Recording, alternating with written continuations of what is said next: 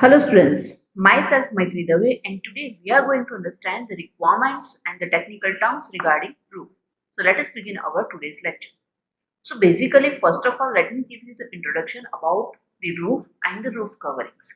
So here we can say that a roof is defined as the uppermost part of a building which is constructed in the form of a framework to give protection to the building against the rain, heat, snow, wind, etc. Right? So a roof basically consists of structural elements provided at the top of the building for the support of roof coverings. The structural elements may be trusses, portals, slab, domes, etc. and the roof may be of AC sheets, GI sheets, shingles, slates, etc. Right?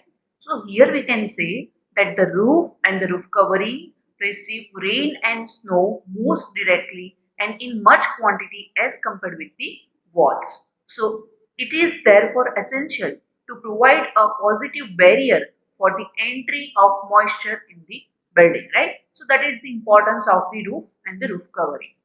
Now let us understand how to provide a good roof. So what are the requirements for that?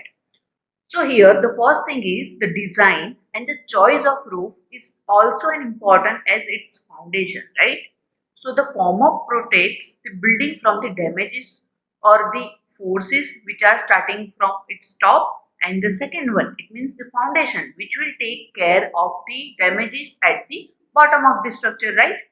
Now when we talk about the roof, then some of the requirements are there for a well planned roof, in which the first one is it should be durable against the adverse effect of the various agencies such as wind, rain, sun, etc. It should grant the desirable insulation against sound and heat. It should be structurally stable and sound, and it should be capable of taking the loads likely to come over it. It should be well drained, it should have efficient waterproofing arrangement, and it should be fire resistant. Right? So these are the requirements of a good roof. Now let us move to the most important topic, which is technical terms of a roof. So first is the barrage boards. So these are the wooden planks or boards which are fixed on the gable end of a roof as shown in this figure. They connect the ends of ridge purlin wall plates, right? Next is the bed. So these are the thin strip of wood which are fixed on the rafters or ceiling as shown in figure. They support the roof ceiling basically, right? Next is the clips. So these are small block of wood which are fixed on the trusses to prevent the sliding of purlins as shown in figure B. Here you can see the clear concept of the clit, the inclined part, right? Now the fourth term is the dragon beam. Now here the lower end of a heap rafter is generally supported on a diagonal piece of wood which is laid across the corner of the wall. This diagonal piece is known as a dragon beam or a dragon tie or an angle tie, right? Next is the eaves. So the lower edges of a roof which are resting upon or projecting beyond the supporting walls are known as the eaves. Sometimes a thin board of wood is provided at the eaves to cover the end of the common rafters.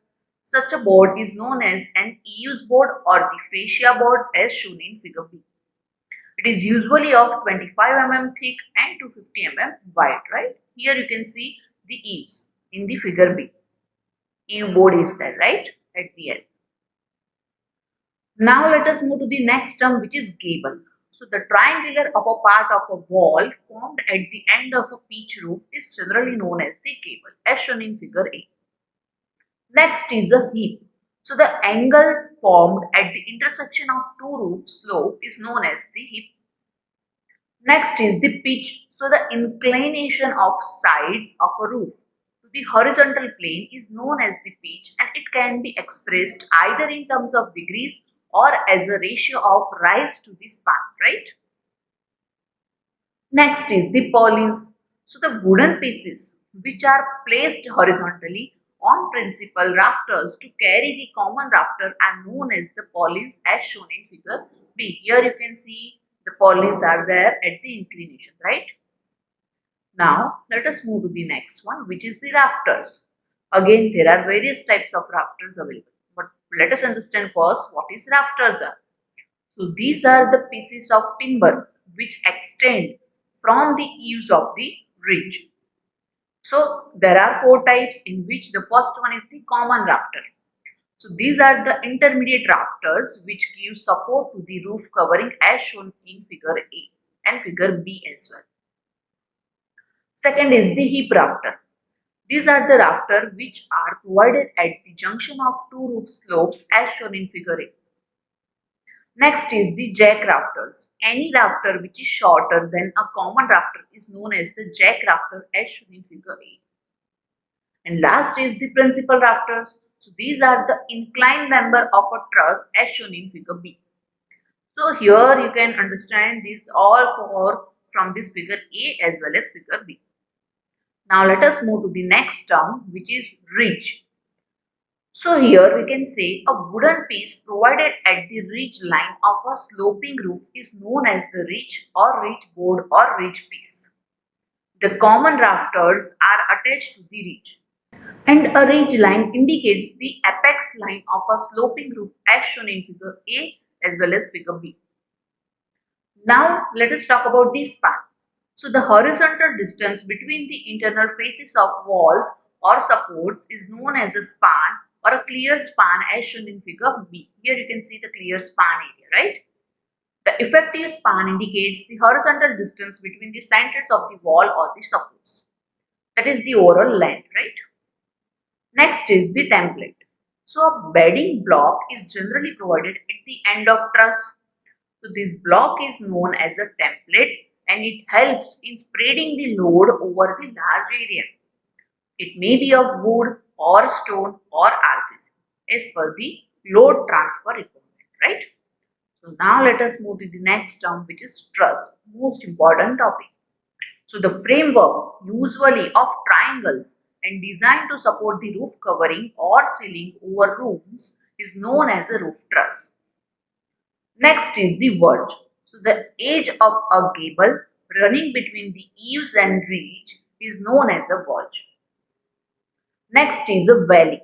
When two roof surfaces meet together and form an internal angle, a valley is formed as shown in figure A. Next is 17th one, wall plates. So these are the long wooden members which are embedded on the top of walls to receive the common rafters. They actually connect the walls to the roof. So these all are the technical terms of roof. I hope you understand all the technical terms, introduction of roof and roof covering, as well as the requirement of a good roof. See you soon in the next lecture. Thank you for watching this video.